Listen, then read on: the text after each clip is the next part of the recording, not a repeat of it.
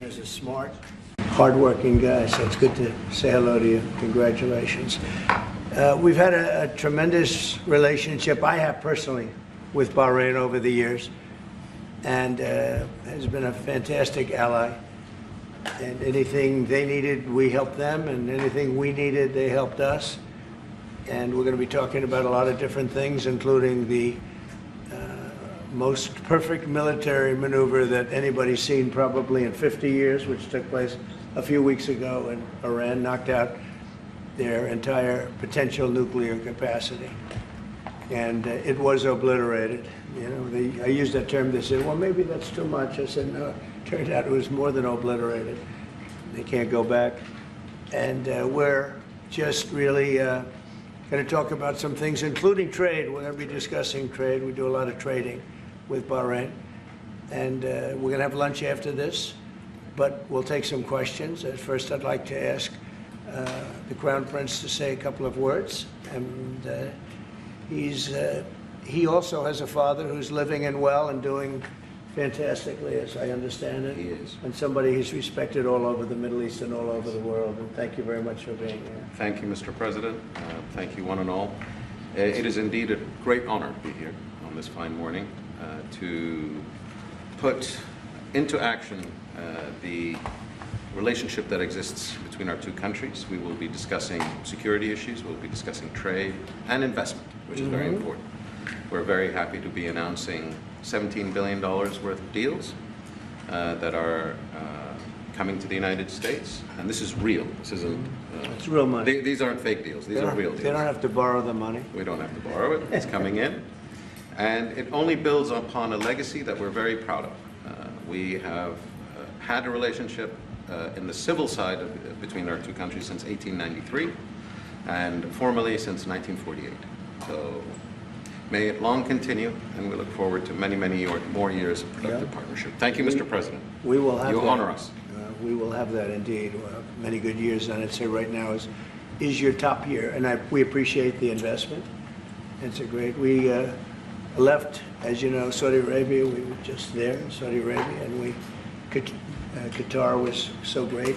Leaders great. We had UAE, and we had a couple of other visits, but all great places, and we left with $5.1 trillion of investment, and they all want to be investing in the United States. Sure. We have, I think we have over $16 trillion of investment coming in, which is a record, and we're only a little bit into the year.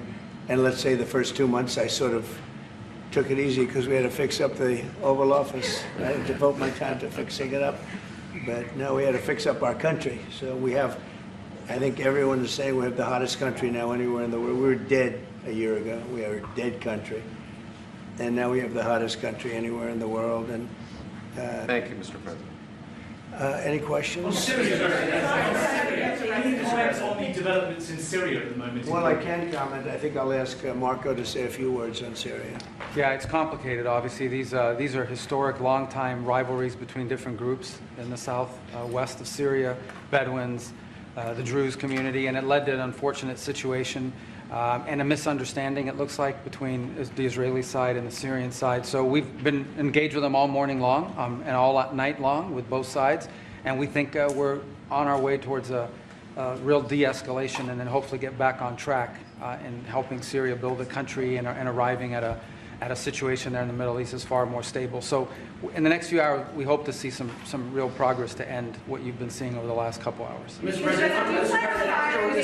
President, Jerome Powell, do you have plans, or if you're back considering firing Jerome Powell, and what's your justification if you're thinking about this to do this? Too late. He's always been too late, hence his nickname, Too Late. He should have cut interest rates a long time ago. Europe has cut them 10 times in the short period of time, and we cut them none.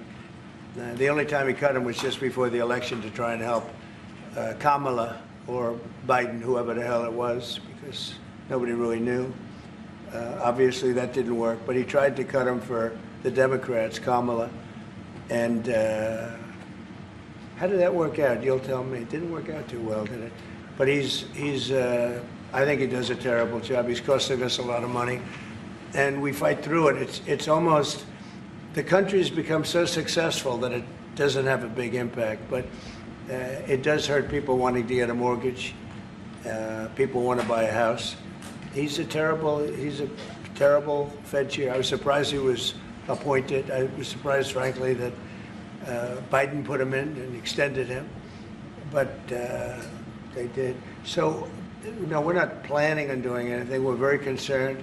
He's doing a little renovation for $2.5 billion of the Fed, building a renovation, and they have a close to $900 million cost overrun, and it's a shame. But the biggest cost overrun is the cost overrun for interest rates, because we should be paying 3 points lower, and we would save $1 trillion a year in interest if that were the case. And all it is the stroke of a pen.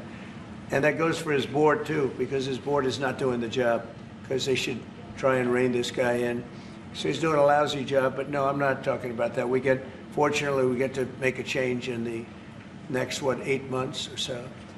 And we'll pick somebody that's good, and we'll pick somebody. I just want a fair job. We want to see lower interest rates. Our country deserves it. We're making a lot of money. We're doing great as a country. We have no inflation, record stock market, record business, record everything. Everything's a record now. We had the worst inflation in history under Biden, and now we have almost no inflation. We've done a great job, and we should have the interest rates cut. So you're saying the other day that Scott Bessent, you're so happy with him at Treasury that he's not your top option to replace Jerome Powell whenever that may be, whenever you decide what you want to do with him. Scott's doing a very good job. I'm very happy with Scott. Is Kevin Hassett on the top of your list? Kevin's somebody would consider. Kevin is fantastic, too. We have a lot of good people for that job. It's not a tough job, to be honest. Assuming you're smart, it's not a tough job. If you're a dummy, then I guess it's a tough job. But it might be one of the easiest jobs I've ever seen. And now on top of it, he's building a close to $3 billion little nest egg for himself. He's not doing the right job. We should be saving $1 trillion a year in interest. When he talks about cost, we should be saving. Think of it, $1 trillion a year. Add that with the tariffs and everything else. But he just doesn't want. He's a knucklehead. But we'll see how that. We'll see how he's listening to this. That's a strange conversation. But we like to say it like it is. But we have a lot of people that want that job very badly. And I'm only interested in low-interest people, frankly, because you don't need. I know. So they had the 71 different economists and people experts that they picked about a month ago. I was the only one, along with one person from maybe the Wharton School of Finance. The two of us got it right. 69 people, including Powell, got it wrong. And he wants to hire thousands of new people to help him decide where we're going in the future. It only takes one good mind. It doesn't take 5,000 good minds. So they're expanding the Fed. It's the dumbest thing I've heard of. But it's very autonomous. Just to follow up on that, sir, are you completely ruling out the idea of firing Jerome Powell? I don't rule out anything, but I think it's highly unlikely unless he has to leave for fraud. I mean, it's possible there's fraud involved with the $2.7 billion renovation. This is a renovation. How do you spend $2.7 billion? And he didn't have proper clearance, et cetera, et cetera. So that's going on. So there could be something to that, but I think he's not doing a good job. He's got a very easy job to do. You know what he has to do? Lower interest rates. Have you drafted a letter to send to Powell if you decide that you are going to fire him? Have you drafted a letter? I haven't drafted a letter. So you didn't show a letter to Republican lawmakers last night? No, I talked about the concept of fire him. I said, what do you think? Almost every one of them said I should. But I'm more conservative than they are. Mr. President, No, we talked about it. In fact, we had 11 of the 12 people here yesterday, for a very big bill having to do with crypto, et cetera, and other things. And all of the votes are going with us, every single vote.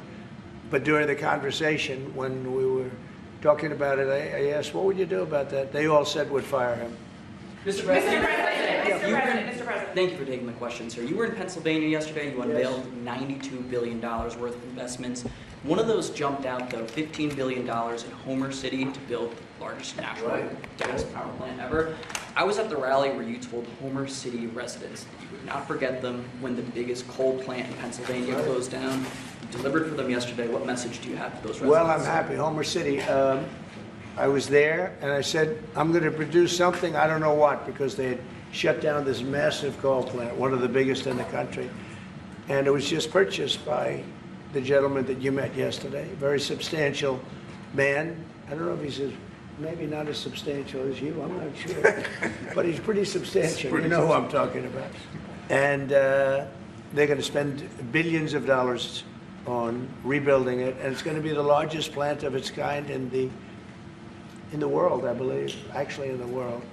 And it's going to be great. So we really fulfilled that promise to Homer City. But it's to Pennsylvania, basically.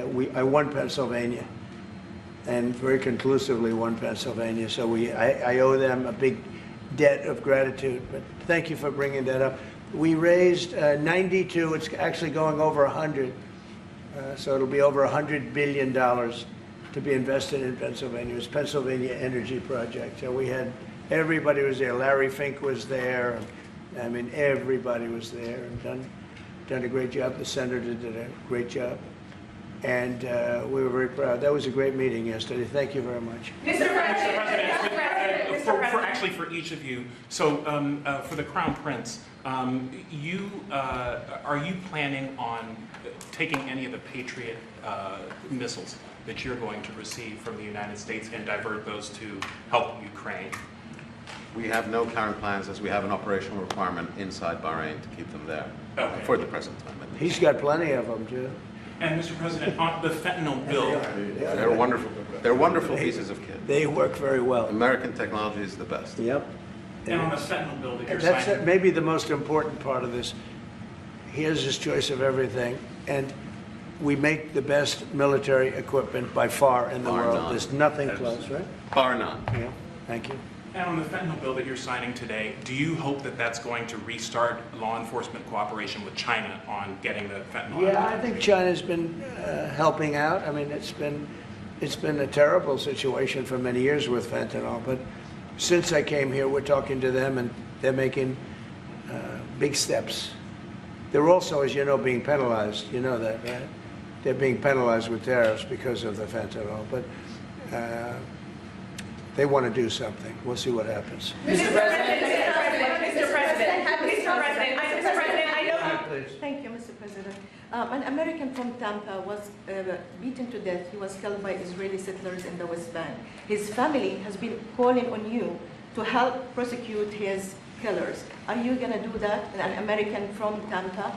Yeah, your first sentence is really, go ahead. An American citizen from Tampa, Florida, has been killed in the West Bank. His family has been asking on you to prosecute him. Are you going to help finding his killers? Yeah, well, so first of all, have you seen yesterday, Ambassador Huckabee has asked the Israelis to conduct an investigation. We want to get all the information about who was involved. We protect all American citizens anywhere in the world, especially if they're unjustly murdered or killed.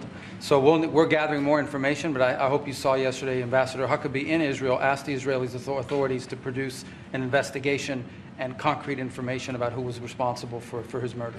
They're reporting that tomorrow. We have a meeting on it. They're going to be reporting that to me. Can I ask the Crown Prince a Yeah. question, please? Do you think that the Gulf area now is more secure, and do you believe that a negotiation with Iran is necessary at this stage? Well, I definitely believe that the volatility of the situation has been reduced. And we didn't know where it was going to go on the Sunday. We were very glad when we found out on the Monday. Let me put it that way. And should the Iranians want to negotiate, I believe the ball's in their court. That is the true reality of where we stand today. They are the ones that stand to benefit from a negotiation. And they do. They want to negotiate. They want to negotiate badly.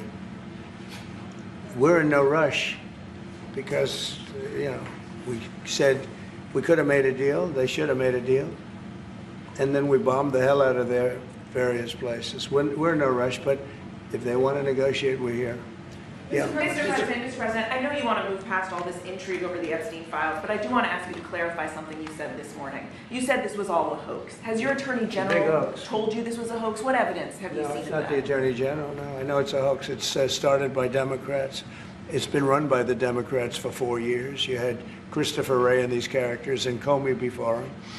And it's a bad group. It started, actually, look at the Steele dossier. That turned out to be a total hoax. The 51 agents, the intelligence, so-called intelligence agents, it was a hoax. It's all been a big hoax. It's perpetrated by the Democrats. And some stupid Republicans and foolish Republicans fall into the net. And so they try and do the Democrats' work. The Democrats are good for nothing other than these hoaxes. They're bad for policy. They're bad for picking candidates that can get elected. Like in New York, we have a communist running. He may get elected too, actually, but he'll destroy the city. No, it's I call it the Epstein hoax. It takes a lot of time and effort. Instead of talking about the great achievements, we've had a great gentleman. Yesterday, as you know, went on CNBC and he made the statement that Trump may go down as the greatest president of all in the United States. And instead of talking about the things we've achieved, we've had tremendous achievement. They're wasting their time with a guy who obviously had some very serious problems, who died 3-4 years ago. I'd rather talk about the success we have with the economy, the best we've ever had, and all of the things we've done, including the Middle East. I mean, you see it. Instead, they want to talk about the Epstein hoax. And the sad part is it's people that are really doing the Democrats' work. They're stupid people. Yeah, go ahead. There's lots of reports coming into this meeting that you planned on firing Fed Chair Jay Powell. Markets Is that reacted. right? Those are reports, but they're not true. So what would be useful to know, are you committed to picking someone from the outside? Are you going to interview individuals that are so on the many board people right that now? want that job. I have people that I've known a long time. They're calling me, begging for the job. You know what you need there? A smart person with common sense, but you need a very smart person for that job. I think it's one of the easiest jobs in government. You show up once a month and you make a statement about where the economy's going, and we're going to raise or lower interest rates. It's probably the easiest job I've ever seen. That's why I'm trying to figure, why does he want to expand and add more people? He's going to add more economists to tell him what to do. But the economists, I was right. All the economists were wrong. They admitted it. They admitted it this morning. Quiet. Go ahead. Mr. President, on Jerome Powell, you mentioned fraud in an earlier answer. Are you saying you want to investigate the Fed chair for fraud related to this renovation? Well, I think he's already under investigation. He spent far more money than he was supposed to on rebuilding. I didn't see him as being the kind of guy that would want to have parks, rooftop parks and everything else on top of buildings. But who wants to spend that money for the Fed? The Fed is supposed to sit there and say where interest rates are going and a couple of other very easy things to do. And he spent $2.5 billion. I think he's got some problems. Thank you, sir. You also reported a monthly surplus in the month of June, $27 billion. $25 billion. A ton of money. With these new tariff rates coming into effect on August 1st, we're going to be bringing in even more tariff revenue specifically. How much revenue do you think we can consistently bring in from these tariffs, and how big of a game changer is this, not only for the economy, but also fiscal responsibility? Well, we're going to be bringing in, already we've brought in over $100 billion. We'll be bringing in hundreds of billions of dollars. And the tariffs really haven't kicked in that much other than automobiles and steel. August 1st is a big day. August 1st is when very substantial money comes into our country. We've made deals with a lot of great places, but we had one yesterday, that was announced. We have another one coming up, maybe with India. I don't know. We're in negotiation. When I send out a letter, that's a deal. In other words, that's a deal. They don't want to ever say that. Oh, how many deals have you made? The best deal we can make is to send out a letter. And the letter says that you'll pay 30%, 35%, 25%, 20%, in one case 50%, Brazil, and because what they're doing to their former president is disgraceful. I know the former president, he fought like hell for the people of Brazil, that I can tell you. And I believe he's an honest man. I think what they're doing to him is terrible. So, yeah, we have some pretty good deals to announce, but every time we send out a letter, that's the deal. The big one really is going to be on the 150 countries that we're really not negotiating with, and they're smaller. We don't do much business with them. Because you have a lot of countries, you have over 200 countries, and a lot of people don't know this, but we'll have well over 150 countries that we're just going to send a notice of payment out, and the notice of payment is going to say what the tariff, and it's all going to be the same for everyone, for that group. They don't, they're not big countries, and they don't do that much business. It's not like the ones that we've agreed with, like China, like Japan, where we're negotiating with them, but I think probably we'll live by the letter with Japan. We're very close to a deal with India where they open it up. Indonesia yesterday was, it wasn't an open country, now it is. And they have tremendous copper, quality copper, and probably the most copper. And we made a deal with Indonesia. We pay no tariff, 0, and we have total access to trade. That's a phenomenal deal for our companies. And we've agreed with them, as you know, on 19%. They pay 19%. And it's a good deal for them, it's a good deal for us, so in that case. But we have a number of them coming up. But overall, we're doing well, and we're taking in a lot of money, a lot of money. We have the number one, we have the most oil of any country in the world, even more than them, which is hard to believe. But we have a little larger piece of land, right? We do, sir. But So. we're number one in the world in oil, and we're drilling, and today it hit $64 a barrel, which is great. And that'll help stop wars, actually. If you want to know the truth, it's going to help stop wars. And we hope to get it down a little bit more. But we have oil down to $2, $2.25, $2.50 in numerous states. We hit one at $1.98 a gallon. And that's a great thing. That's one of the reasons that inflation's in check. When you can do that, you stop the inflation. What Biden did is he ended our policies, went to his policies. He doesn't have a policy. Some lunatic around the desk had a policy. Whoever operated the auto pen had a policy, which is, by the way, I think the biggest scandal. That's the scandal they should be talking about, not Jeffrey Epstein. The scandal you should be talking about is the auto pen, because I think it's the biggest scandal, one of them in American history. So the economy is doing really well, and people are seeing it. Yeah. Will you ask Attorney General Pam Bondi to release more documents to finally put this controversy to bed? Whatever's credible, she can release. If a document is credible, if a document's there that is credible, she can release. I think it's good. But it's just really, it's just a subject. He's dead. He's gone, and all it is the Republicans. Certain Republicans got duped by the Democrats, and they're following a Democrat playbook. And no different than Russia, and all the other hoaxes. They're started by the Democrats, and some Republicans. In this case, I was surprised, but they got duped. But have you talked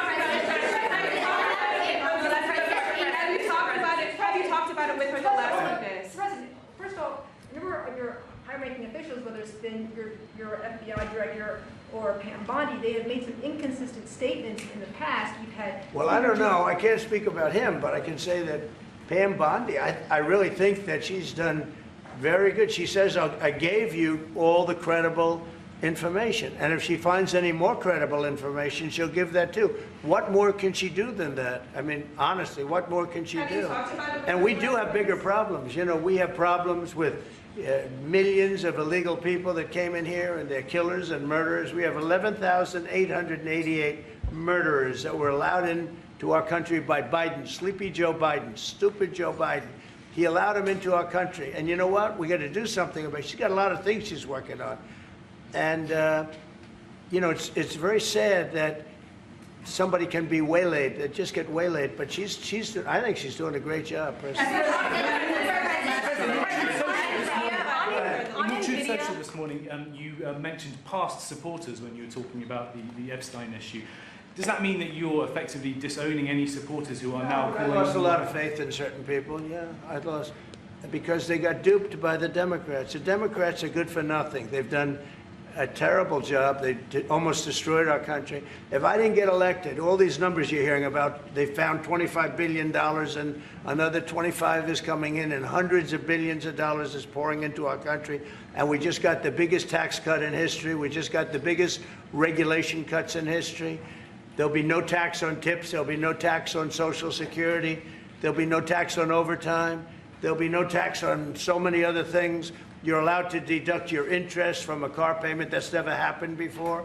You borrow interest, you borrow money to buy a car if the car is made in America. And by the way, factories are being built all over America, car factories, AI factories, but you get a deduction on your interest. Nobody ever thought of that before. It never happened before.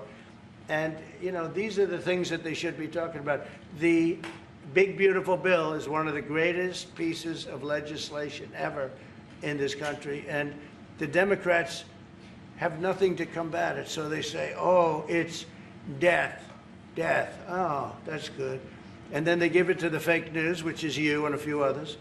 And the fake news talks about the bill is death. The bill is actually life.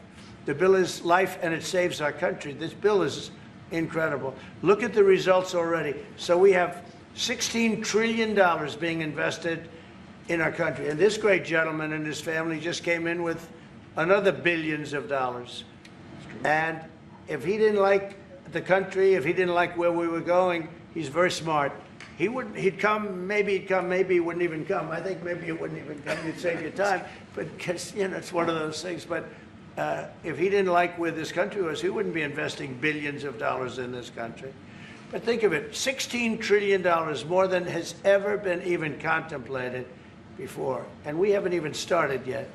So that's what I want to talk about. I want to talk about the success. And the Democrats have nothing to show for what they do. They almost destroyed. They allowed 25 million people to come into our country, gang members, jailbirds, from all over the world, not South America, from all over the world. They allowed them to come into our country from mental institutions, insane asylums, just walk right through. They couldn't come into your country. They couldn't come into any country in the world except our country. And they came in from the worst places, gang members, drug dealers. They all came in. Turn it off, please. They all came in, and I'm doing something about it. We have it under check right now. We got rid of a lot of the murderers already. Some of them we put in our prisons because they're so bad we don't want to take a chance in putting them in a foreign prison, have them come back. But we've done a great job. Our country's in great shape. We literally have the hottest country anywhere in the world right now. And it's true what the king said, what a lot of people said. We were a dead country. 1 year ago, we were a dead country. We were laughed at all over the world. We had Afghanistan with that horrible embarrassment, most embarrassing moment in the history of our country. Look what happened with Russia and Ukraine. That should have never happened. Look what happened with Israel. That would have never happened. Hamas had no money. Iran had no money. There was no money to do an attack like that. All these things that happened that wouldn't have happened if you had good leadership. And that's what you should be talking about. Thank you very much, everybody.